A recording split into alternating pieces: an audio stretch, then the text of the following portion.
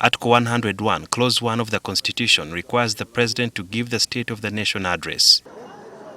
In 2021, with the country under COVID-19 restrictions, the President gave 4 key areas which government would concentrate on to turn around the economy and increase the country's GDP as the nation struggles to attain a middle-class economy. The 4 sectors are commercial agriculture, industries, services, and ICT.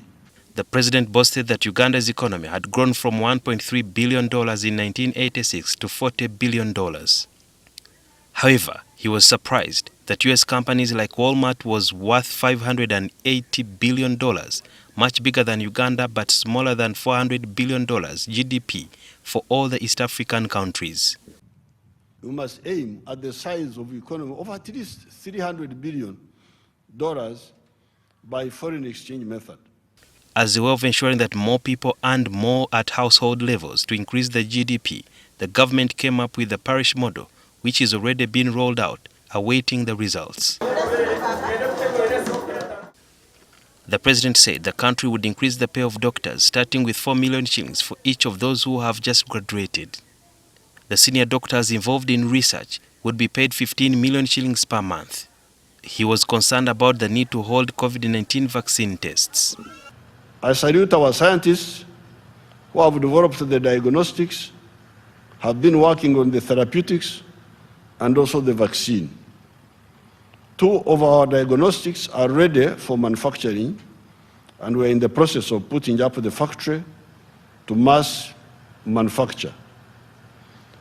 The therapeutic has been tried in 53 patients, and we need a minimum of 124. Up to now, results are good. Later, the country had to deal with growing COVID-19 infections during the second phase of the pandemic. This was expected to create a fertile environment for testing COVID-19 vaccine and treatment methods. However, there are questions about the value for the billions of shillings spent on this project, headed by Minister Monica Musenero. The government also pledged more attention in value addition in agriculture through mechanization, with some reports that some mafias want to kill the agriculture cluster program funded by World Bank. Coffee is one of the remaining most lucrative cash crop that Ugandan farmers have hope in.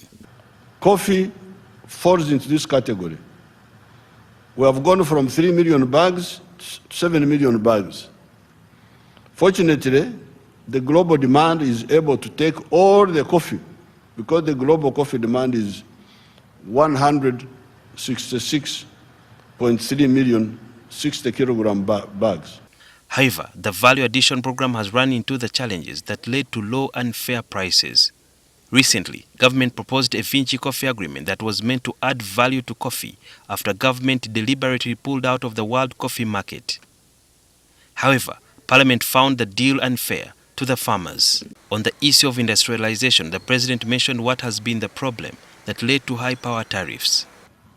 When you see you are paying high electricity bill, 55.3% is caused by Bujagari and Umeme. The government has come up with a new electricity bill that will punish those who are found stealing power or vandalizing equipment in a bid to reduce the cost of power loss, which is at 18%. This cost is levied on the consumers. Also, the transmission companies will directly transmit to industrial parks to solve the problem of high tariff. To achieve these aims, the President said they must fight corruption. Starts in the Ministry of Finance, where projects are designed with supernumerary elements, extras. They make a project, but they add in things which are not there, which shouldn't be there. These bloated projects go to ministries, like Ministry of Water and so on. Then to the committees of Parliament, you watch out. You watch out. Committees of Parliament. Then to the Auditor General, where there is collusion all the way. 1 year later, no action has been taken against officials from the Ministry of Finance, the Auditor General's Office and Parliament, with the President accused of being corrupt. The government has come up with various agencies like the IGG, the Anti-Corruption Unit from the State House, and the Economic Crimes Department within police in the fight against graft. But critics say that government or the taxpayer spends more money on financing these agencies than they save for the country. Sudhir Yarhanga, NTV.